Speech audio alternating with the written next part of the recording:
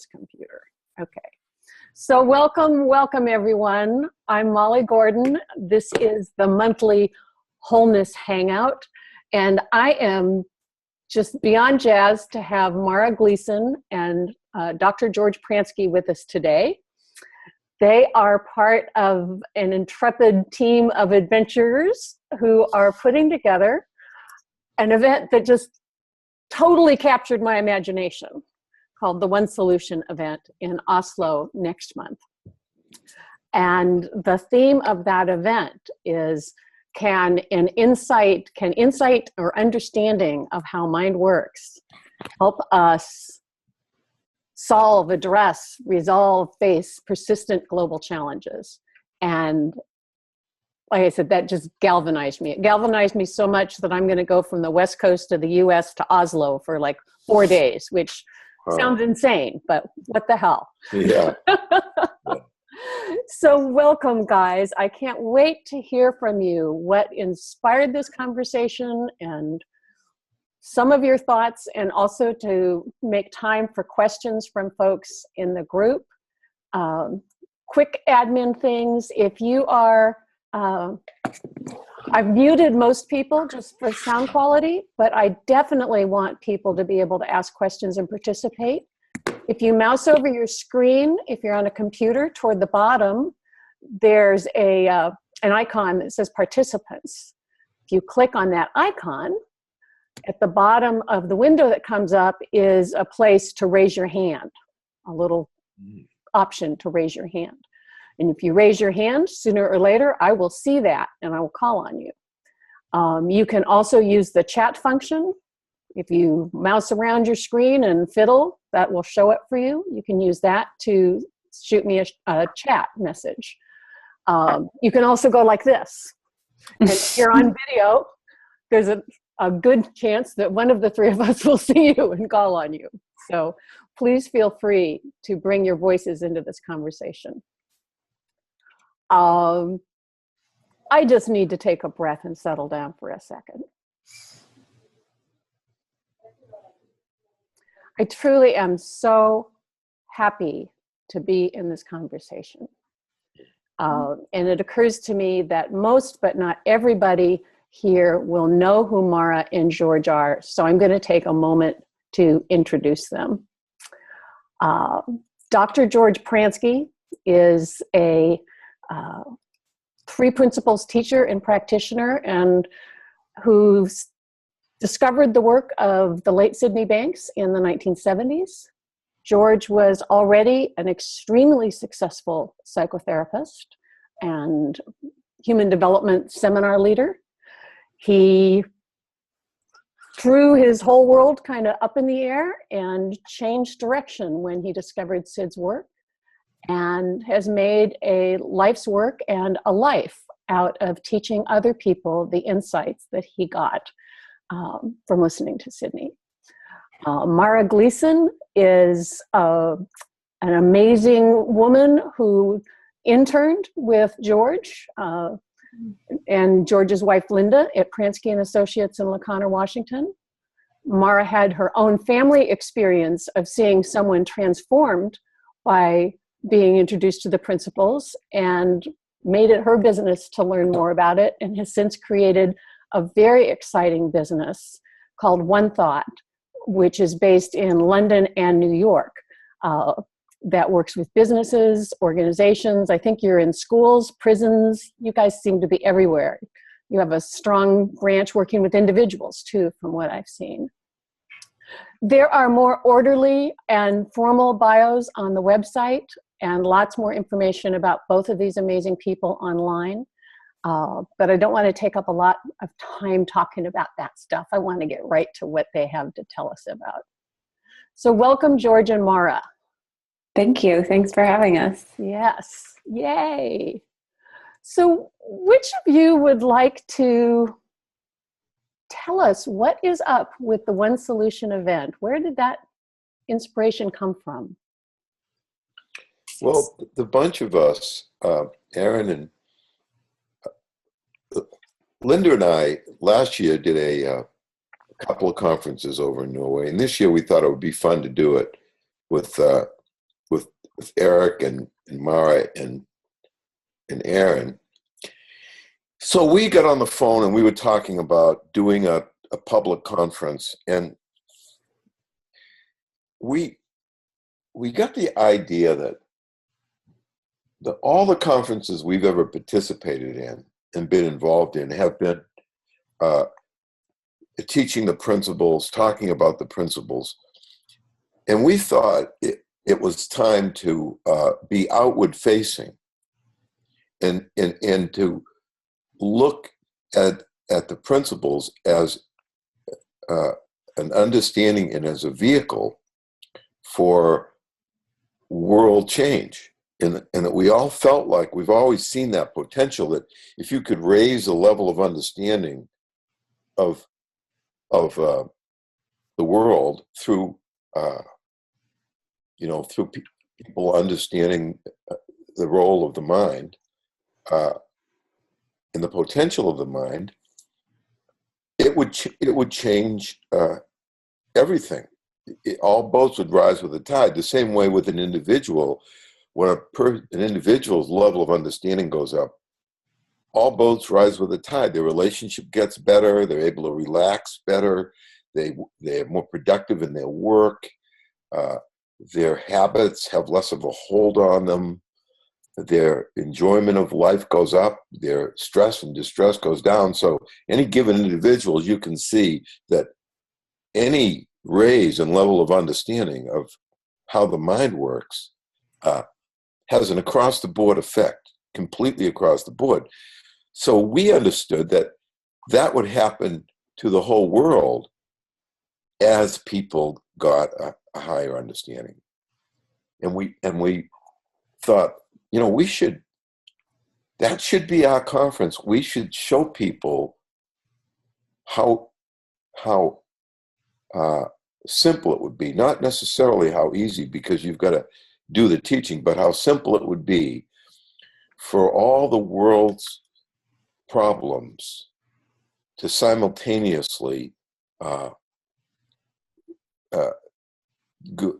decrease and go away with nothing more than a raise in level of understanding, and that technology, the power to raise the understanding of the world, is alive and well now and available. Even though it's not mainstream, it's available, and it's time that the world benefited from this possibility. So in my mind, that was kind of, what do you think, Mara? That was kind of the spirit behind it. Yeah, it was really interesting. I felt like it was one of those things where a lot of different smaller conversations and ideas kind of came together in the perfect moment and created the birth of this conference, and what we're hoping is just a movement of many conferences of its kind. But it felt to me like, for me personally, there had been this niggling feeling of, when I got involved in the principles and learned that you're experiencing your mind, not the world out there. And when you see that more clearly, so many things in the world out there changes. It just looked, I still get goosebumps remembering the first time I went into the prisons with Kathy Casey and saw her teaching the principles to prison inmates. And I saw this room full of totally healthy, rehabilitated people taking responsibility for their experience and why they got there and why they were hopeful and encouraged about going back out to the world. And I thought, like, as you referred to, Molly, like, this helped my dad, which in turn affected my life as a kid living in his family, which in turn affected the success of his business and its massive turnaround when he learned these principles and brought the principles into his business. And here it is helping prison inmates. And like, it just starts to dawn on you, like, a new understanding of the mind kind of takes care of everything.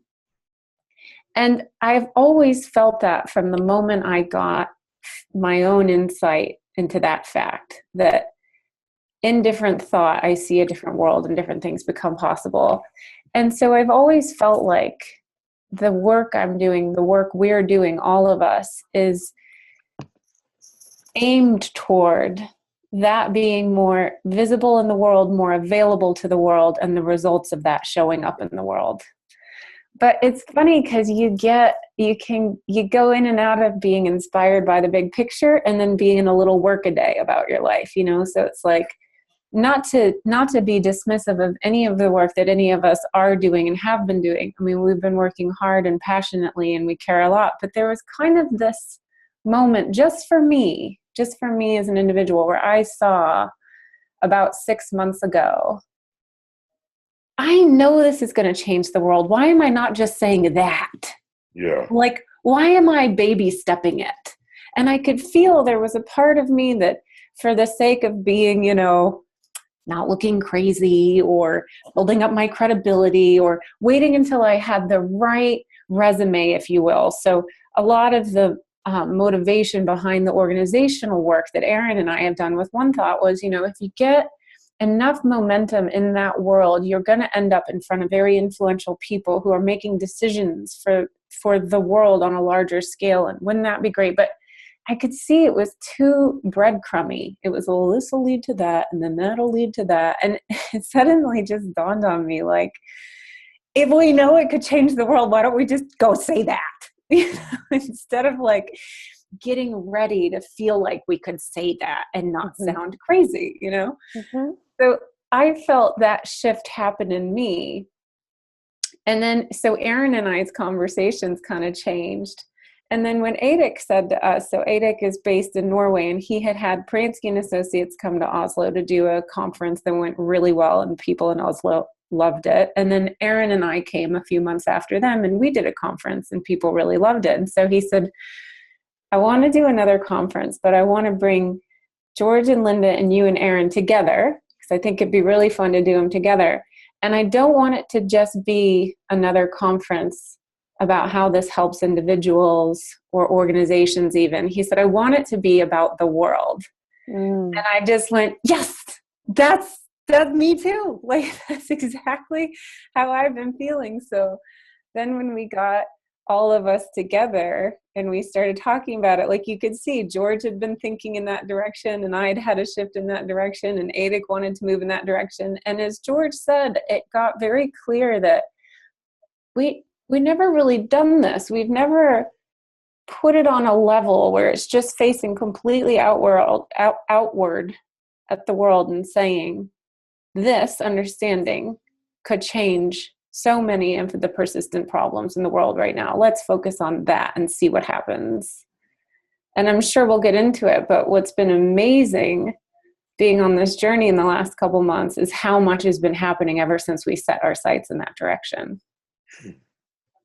Right. Because, you know, I know that Sid Banks was always telling us to go out and tell the world that this exists. And we all heard it as do good work and show results. I didn't hear it as Mara just expressed it. Just go out and tell the world that we've got this secret sauce. And it's only in this phone call that I remembered all the times that he'd said that. And I heard it as do good work and get results. I mean, we could have done this 10 years. I could have done this 30 years ago, really. But it didn't occur to me. I felt kind of like I wasn't ready for prime time, and I didn't have enough results, and so now it's it's belatedly happening, but I think it's good. I think an outward facing conference has really brought out different things in the bunch of us. So we've had different kind of discussions. We know that our presentations over there have to be a whole different from what you used to talking about how it's helped you and how it's helped your clients, and now we have to talk at 10,000 feet instead of 10 feet, and we have to point to the potential of this on a world stage. So it's really exciting for us to be doing something different than we usually do. So what are some of the things, can you give us an example of what teaching or talking at 10,000 feet, how that might look different than talking at 10 feet? Well, Molly, Yeah. if you talk at 10,000 feet, you're talking about possibilities that are common to all the institutions and all of mankind and all of the problems.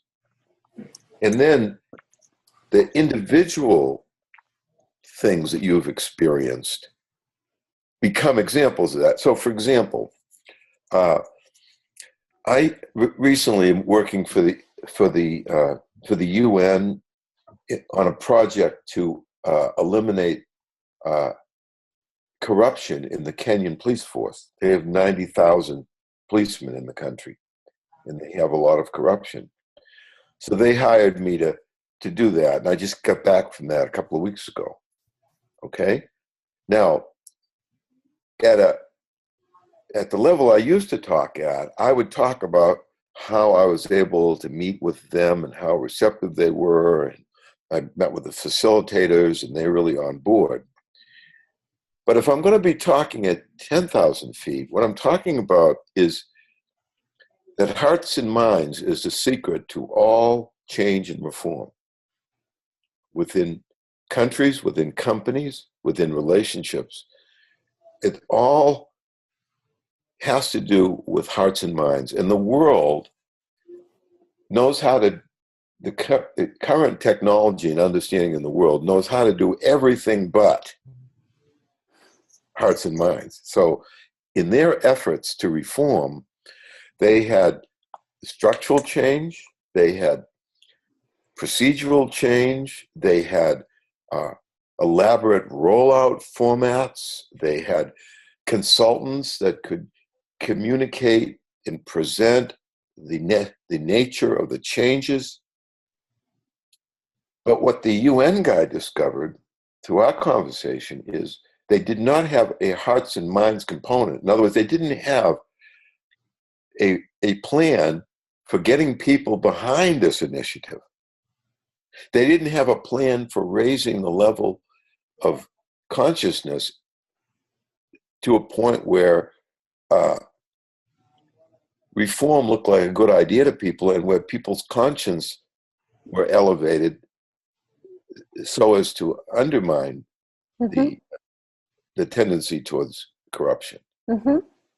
So he saw that, and he also saw that everything he'd done in the UN did not have that hearts and minds component, and that's why it failed. And he saw that that was present in the principles.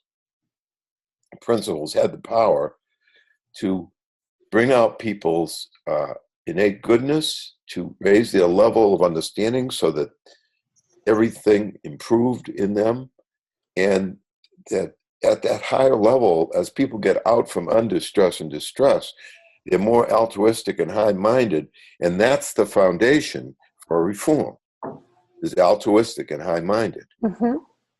So that's the difference. You know, it's the difference between talking about the Kenyan project and talking about the possibility of getting to hearts and minds in every reform across the world, Mm-hmm.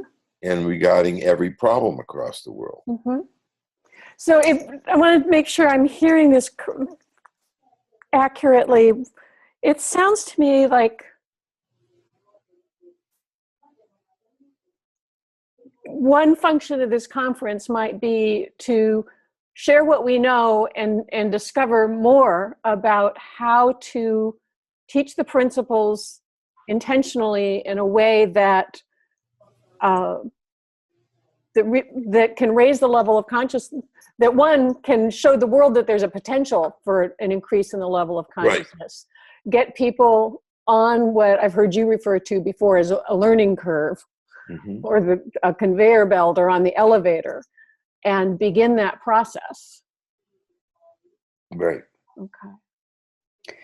Well, I think of it kind of as there's two opportunities that we want to hit on at the conference. One of them is to be able to show the component that George is pointing to, which is that there are people who are waking up every day and trying to promote change in the world in very trying circumstance. You know, these are very dedicated people that are working very hard in places in the world with people in the world that are typically seen as the most challenging. And what's so amazing about having a new understanding of the mind is you realize that challenging is relative. It's only consistent with how much you understand about the mind. So when people take a leap of understanding about the mind, they get way more hopeful that something is not as challenging as it appeared to be. So there's the hope and the resilience and the innovation that becomes available to the people doing that kind of work. Yeah. So there's that piece. So there's actually a new way forward for you in the work you're doing. It's almost like, oh my God, thank you. What a relief for some of these people. And actually,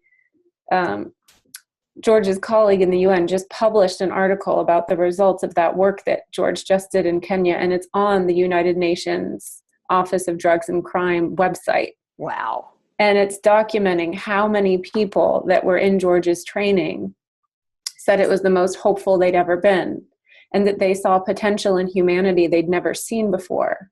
And this is published on the UNODC webpage as of today. And it says we're going to be looking more into this at this conference, One Solution.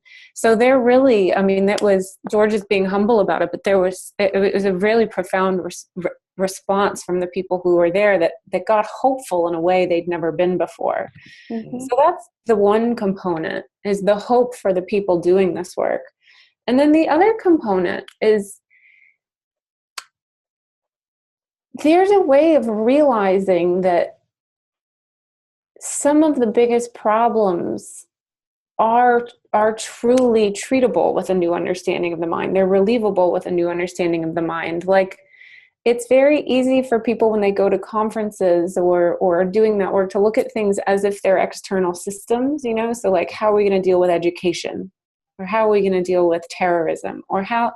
And what I think that bringing the principles as an understanding of the mind to that conversation does is it simplifies what we're dealing with by saying these aren't these external entities. Like, education isn't broken. Terrorism isn't going to be solved by a war on terrorism. Like, we have this misunderstanding that there are these almost like these separate entities floating out there in the world, and we have to fix them or defend ourselves against them. And what I want this conference to do is help people see that those aren't separate entities. Those are just habits of thinking people have had so far. And what was so eye-opening and inspiring to me when I learned the principles is you could see that it would be possible to change habits of thinking in the world a lot easier than people realized. So it's funny because it's very tempting to get daunted by thinking that the issues of our time are very complex. But what I love about looking at the principles is you see the simplicity in what's behind them. Mm-hmm. So one of the speakers that's joining us is a woman who's worked for the United Nations relief work. She's worked with refugee children. And one of the conversations we had that was really interesting is, you know, you can't really solve the refugee crisis. It's a result of what makes people become refugees, which is there's war and violence in people's villages and they have to leave. So people get displaced from their homes because of violence. So then you ask, well, what makes people violent? And what I love is for the first time ever, I've thought, well, you certainly couldn't change the amount of violence going on in the world. Well, no, actually you could. Mm-hmm. That if more people were learning on a very simple level that their security doesn't come from anything outside of them, that global security is just a reflection of our understanding of our own personal security. And that if you could change the way people thought about security, you could potentially change their feeling, which changes their behavior, which eliminates violence, which eliminates refugee crises. Do you see? Mm-hmm. So it's very, as George said, it's almost more than 10,000 feet. It's like, it's almost way up there at the edge of the atmosphere kind of thing, but to consider why the state of the world is such as it is from a simpler level. Mm-hmm. And like I said, that used to look too far off to me, but now it looks actually totally worth talking about, because until people are talking about it as simple, it's never going to get any better. And there is precedent for this thinking that Mara just expressed. There's an expression that's very well known, very popular. There's nothing as powerful as an idea whose time has come. Mm-hmm. And everybody respects that. If you say that, everybody says that's true. And you can see that ideas, times come, like the Berlin Wall, you know? Yep. All of a sudden, time would come, they took down the Berlin Wall. History is loaded with ideas whose time has come. Now, what people don't understand is that ideas whose time has come comes from changes in people's thinking. It comes from the minds of human beings. And there's an understanding that allow people that make that happen, that they see people, show people how that happens. Mm-hmm. That if you have a change of heart, the ideal time will come. Yeah. And that's what we're talking to people about in Kenya. You know, we have to get people to have a change of heart about what their priorities are as policemen.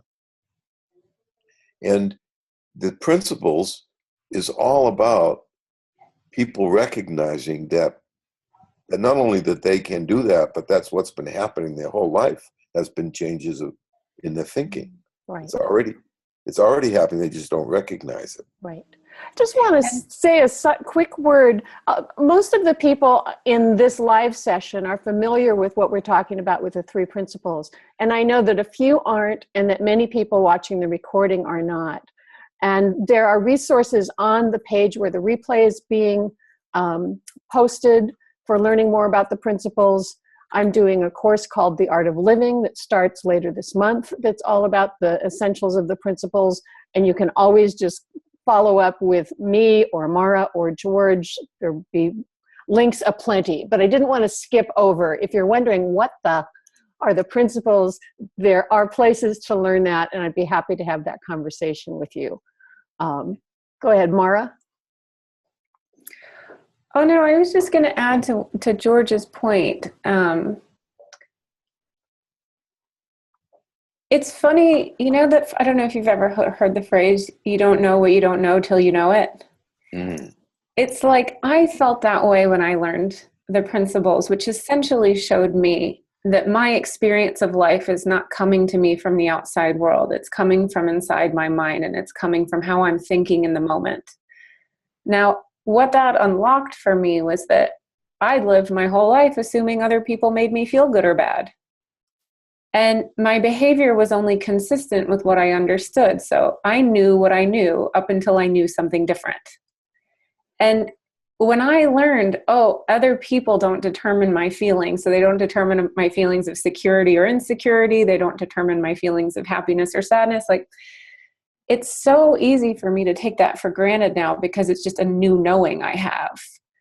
But that, in a way, is what we're pointing to on a global scale, is you don't know what you don't know till you know it. And that's why we want to talk about this, is because I think, you know, it's been a long time coming that we're talking about a new kind of knowing. Because if you look at culture these days, you know, the media and just the general consensus about the world is we're all living in a state of fear and defense, you know? So I'm pretty sure the only reason wars exist is because we have this belief that somehow people outside of us are causing our feelings. So we have to get rid of certain people so that they can stop causing those feelings. And it's so interesting to me that once you see something, you can't unsee it. And that's part of why I want to do this conference on this stage with this purpose and this title. And we're striving for a new kind of audience with new kinds of speakers, is because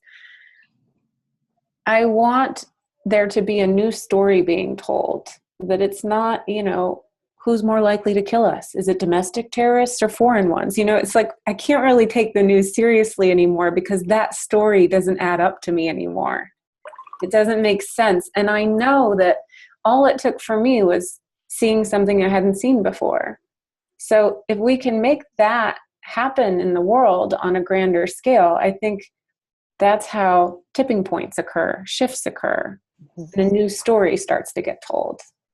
Like if we accomplish nothing but people thinking in this direction after they left Norway, that would be huge. I mean, that's how the world changes, is people start thinking in another direction. And if they're thinking in a direction that's truthful, that has a foundation of truth behind it, they're going to be discovering the truth in what's being said in their daily lives from that point forward, because they're looking in that direction. So the thing is, people don't have to leave Norway, with clear solutions to the world's problems or ways that they can help the world. All that needs to happen is that they look in the direction of inside out. If they look in the direction of the human potential, if they look in the direction of the intelligence behind life. So all we have to do is get them thinking in that direction. And in my mind, the conference would be a massive success. It would create an idea whose time has come. Mm-hmm. What occurs to me, and again, folks, please feel free to send me a chat or raise your hand in the participant panel or wave your hands if you'd like to ask a question. Where is Joel? Joel, there we go. Unmute you. You're unmuted, Joel. Go ahead. Thank you. Hi, Mara. Hi, George. Oh, hey, Joel. Good to see you. I'm so thrilled and so happy that I was encouraged to sign up for this conference. And I have actually one of my clients is on this seminar with us. She works in the inner city of Chicago. So I just want to acknowledge her for being here. She's brand new to the principles. But George, in light of what you were saying, is there possibly a way, though, for those of us who are like-minded to come to this conference to support the mission that you guys have? Is there a way that we could prepare ourselves specifically in this facing outward mode to even contribute to what it is you're trying to accomplish there? Well, why don't you answer that, Mara? It looks so clear to me, and actually it was from a conversation that we had, and George said, it's all about having conversations. And what has been shocking to me is how true that is and how effective that is. So once I made it my vision, what I was looking at, what the kinds of conversations I wanted to be having was a new understanding of the mind would solve so many of the problems in the world. Who needs to be at that conference? Who needs to hear that message? And this is the amazing thing about the power of your mind. If you give it a direction, it's like, okay, great, let's go there. Yeah.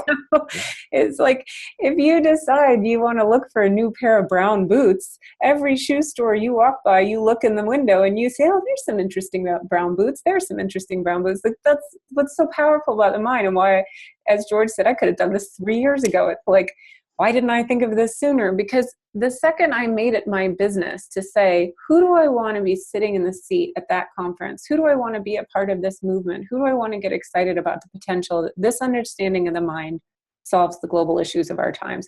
My mind has just been off and running to the point that I practically want to put the brakes on and tell it to chill out, because I'm having meetings with people I would never be normally having meetings with. Just because my mind has generated ideas about who to talk to, And then that person puts me in touch with this person. And it's just been this amazing ripple effect of humanity, because we're all just a few degrees of separation from all different kinds of people. So if you want to do something to help the movement, put your head in that direction and watch what happens.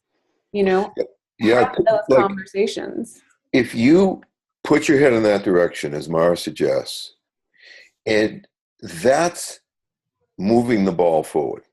Now, if you have conversations with people about it, you're part of having an idea whose time has come. You're a party to an idea whose time has come. It starts with conversations. It starts first with people reflecting on it and looking that direction, and then having conversations. You don't have to worry about where the conversations are going to go or how far they're going to go, or just having the conversations points people in a direction that is supportive of this conference. And ADIC is in Norway right now, having some very exciting meetings with very influential people in the humanitarian works of Norway and other UN people, and some interesting social entrepreneurs that are all just people in the community that said, given that you're doing this conference, you should meet that person. I actually know their brother, or I know their so-and-so. And so it's like you put your mind in that direction and you realize, oh, global change. I know a lot more about that than I thought I did. Interesting. Just listening to you guys, I suddenly thought, rather than thinking about all the people that I might talk to after the conference, that I need to have the conversations with those people now. Yeah. To find out what they care about, what they're concerned about, what they'd like to learn before the conference. Mm-hmm. Mm-hmm. And the only risk I've ever felt in doing that is feeling silly. Oh, well, that horse has left the barn. Oh, man, that is such a simplistic view. That guy's got his head in the clouds. Yeah. This is not Mary Poppins here. That's it. I mean, otherwise, it's all upside, In other words, people could strongly object to what you're saying and then walk away and say, that stuck with me. Yeah. So it just takes willingness to have the conversation and not be invested in how it turns out. Yeah, and I can also say it's been so surprising to me, and yet I don't know why it's surprising. I think it's surprising to my ego, but not to the message. It's like people resonate with it because it's fresh and it's hopeful. So like I'm having lunch next week with the director of the Malala Fund, who's also part of the One campaign, who's also the director of the Council on Foreign Affairs, who used to be a journalist for CNN. And Susan Andrews sent him a cold email out of nowhere and said, I'm a volunteer for this conference. I know you're based in New York. I'd love for you to meet Mara, one of the conference organizers. And he said, okay, we'll put her in touch with me, which we were surprised. And so I sent him an email on why we're doing the conference. And he wrote back immediately and said, this looks so inspiring. Let's get lunch. And I thought, really? Wow. You don't have better things to do? Yeah, really. Like in my mind, I must be like number 47 on the list of interesting emails he gets an hour, But that's one of many conversations that have been so touching and inspiring to me, because I realize people resonate with the hope in it, the freshness of it. I don't have an impressive resume. I haven't done conferences like this before. I'm not usually hanging out with a global leaders crowd, but I know that the message I have should be heard by the global leaders crowd. And there's something in that knowing that obviously is coming across because it's working. And like I said, that's one of like 5 conversations I've had in the last week that have felt like that. And that number is multiplying as people like you guys are getting excited. And the other thing I'd like to say is, we don't even care if your conversations translate to people coming to the conference. It would be fabulous if it did, but that's not the point. No, right. The point is that it's getting people excited and hopeful about a direction for the world. And there's been people that I've spoken to that have said, you know, that person can't make it to the weekend in Oslo, but they've asked me to come speak at their, social entrepreneurs for change event just off the back of that conversation. I'm like, that's awesome. That's like the whole point of this, because now you're going to be on a stage somewhere talking about the principles to that group of people. And that never would have happened if you hadn't gone out and had this conversation. So in my mind, that's as much the point of this, if not more so. Yeah. Right.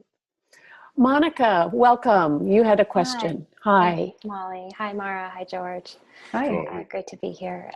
So this has been a really interesting call for me, because one of the things I love so much about the principles and the work I do in a one-on-one setting is how impactful and personal and tangible it is when you do this work on a one-to-one level.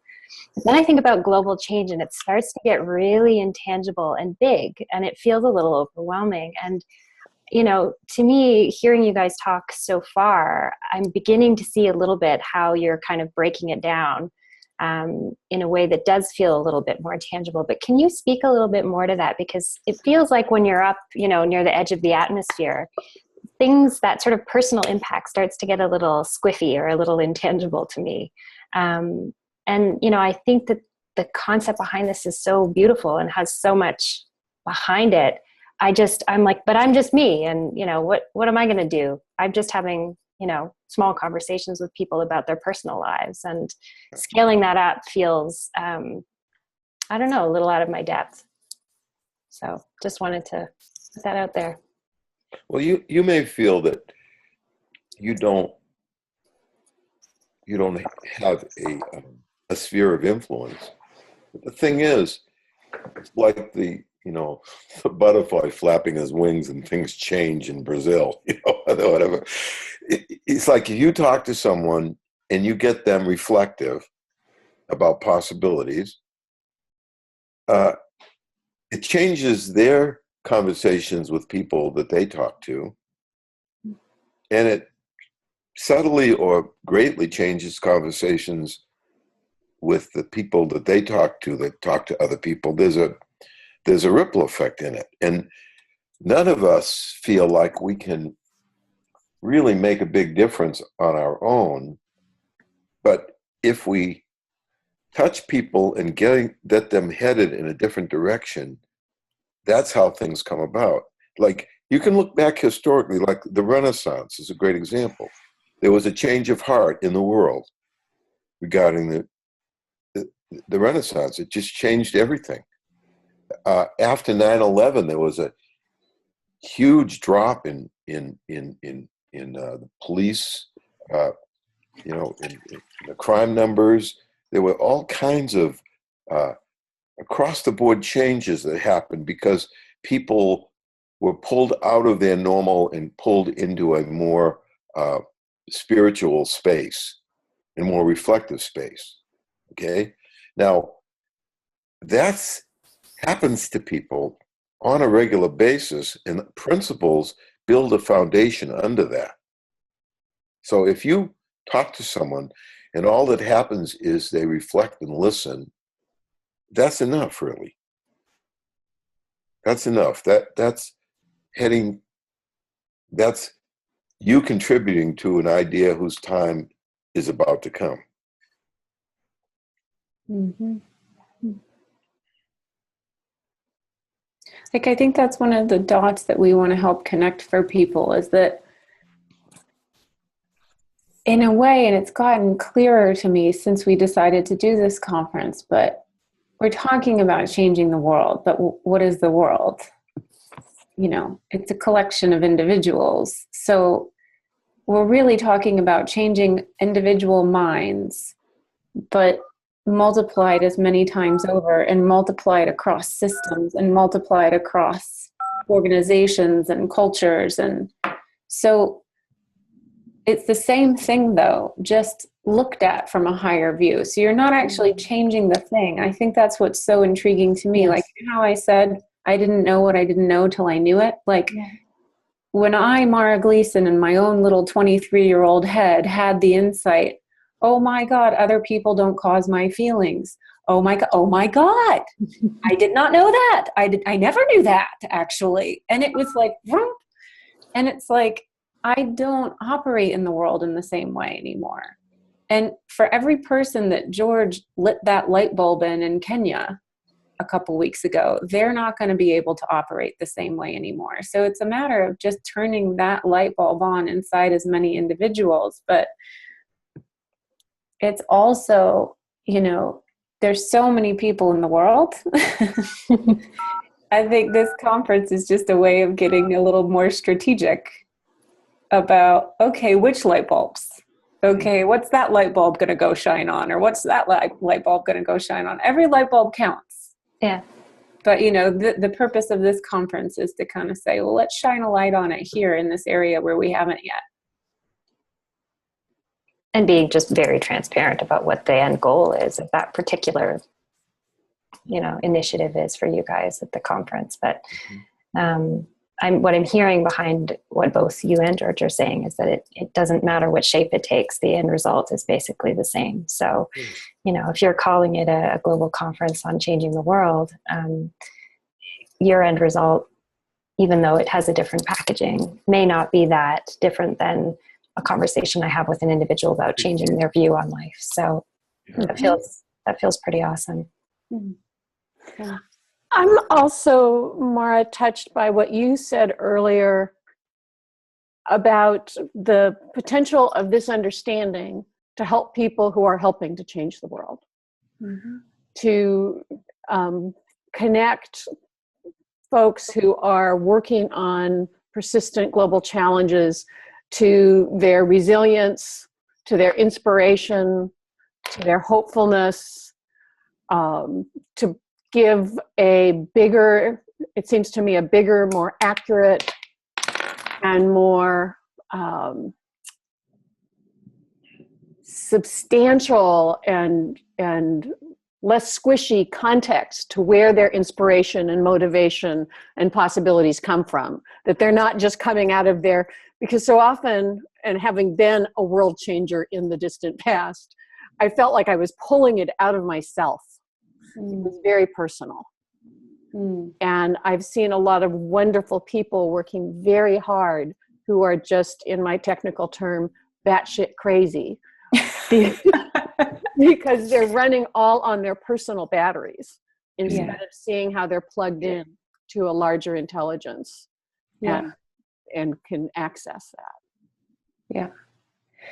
Well, yeah. I mean, I think, and not only did learning about my mind help me see that like the feeling of stress and burnout became very temporary for me when I understood the fluid nature of thought and that it wasn't from the outside. So if you don't understand, you can start to blame a job or a specifically heavy, life's purpose for making you feel down.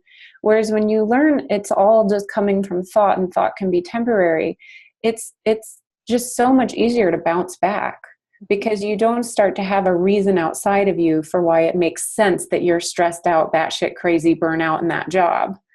So there's that freedom of thought to reboot itself automatically, and that doesn't come from anything outside of you is huge in terms of resilience for people who are working in these kinds of fields. But I think the even more profound thing that happened for me, because I have a master's in social work, and as my ex-boyfriend said, I have a visibly bleeding heart. Like, I really care about how others are doing, but something dramatically shifted for me when I learned these principles of how people operate. And what that showed me was that not only does it not make sense, it doesn't work out, but it's not true that anyone is broken because of what's happened to them. Yeah. So when I saw that, not only is that helpful for me to see for my own sanity and resilience, like I'm not broken because I'm in this hard job, but it's really helpful to work with people and see that they're whole no matter what, that they can have new thought, that you can be raised in a refugee camp, or you can be raised in East Brooklyn, or you can be raised in a gang culture, or you can be raised in the slums of Rio, and you can still have freedom of mind, you can still have new thought, and you can still transcend whatever horrible thing you might be in at the moment.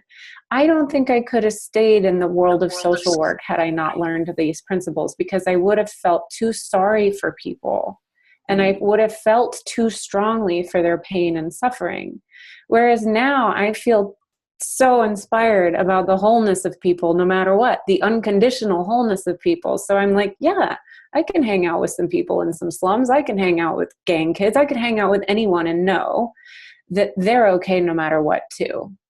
And I think that's a really important piece that shifted for me, that made me see, if you're going to be doing helping work, it's really helpful to know that people are unconditionally okay. Right. Great. Karen M. has a question. Hi, thank you, Molly. Thank you, George and Mara. I'm really, really excited about this conversation, really appreciating all that you're saying. I find that you're much more articulate about some of these topics, or some of these thoughts I've also had, and I've come from another perspective, which is more, we'll say, just maybe my sense, like, you know, kind of spiritual and quiet, or maybe has more of that kind of a flavor to it through yoga. And so I'm appreciating that there's a different language. I'm seeing how I can bring what I feel like is all coming from the same source, like out to the world in a new way. Mm-hmm. So I'm learning a lot from just the language, because I see how I can get stuck in my own vocabulary, you know, which doesn't always, not that it's going to include everyone, but is that your sense that these principles are, they're old, but they're coming out in a new way to reach more people that maybe wouldn't, or are not going to other kind of spiritual arenas? Or like, my sense is like, is this something new I have to learn? Like what you're saying, it has such a resonance, but I'm, you know, my practice is maybe just smaller and quieter. And so is this, the principles new? It feels like they're ancient in some way. Well, I think they are, I think they are new and ancient, in the sense that I think that throughout the history of the world, there have been people who have seen the power of the spirit, and seen, you know,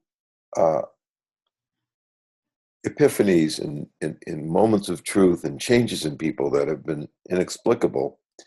On the other end of the continuum, you have psychology over the last 50 years, seeing that there is an inner component in people, and trying to, help people with the internal part of their lives. Now, I think what Sid Banks brought to the table is his principles make the psychological and the spiritual the same thing, two facets of the same coin, so that in a way it's practical spirituality, and it's also spiritual psychology. So I think that the principles, like for instance, we've got many religious people, Jews and Christians, who have said, gee, this really explains our religion to us. So we really understand Judaism better. We really understand the essence of Christianity because of what we learned. And this is kind of a theme, another way of seeing the theme of the conference, that there's some underlining understanding that has been around for, centuries, that has always, when it's reared its head, has always taken the world to another level. And we're just understanding the mechanics of it, if you will. We're now, through Sid Banks's principles, We're understanding why that has happened, what's behind that happening. The common denominator, for example, of every therapy that's ever been effective. The common denominator of why the extent to which therapies aren't effective. The common denominator of why religion has been helpful to humanity. The common denominator of how people are able to have the epiphanies that change their lives. So the principles put a unified foundation under everything that we all knew a little bit, knew pieces of, and that we all respected. This gives it a foundation that shows people what's behind it. And that's where I think it's new, but it's old in that it applies to everything that's always been out there. So if you catch on to the principles, whatever religion you're in, you will experience a new understanding and depth and truth in your religion. So the religion's been there for centuries, but now you're starting to see what was really being said. I hope that's an answer to what you asked. Yeah, it's great. I'm going to go back and re-listen to it to just take that in. Yeah. Can I add one small thing to that? Because I agree with everything George just said.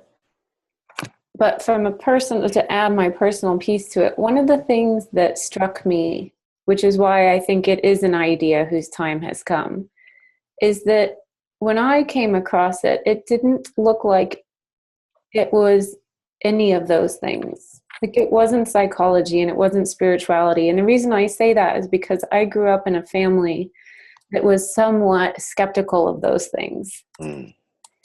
Psychology was, making you go into your head and get all intense and religion was going to tell you to be a certain way. I mean, I was just raised in a household where neither of those things were really given much attention.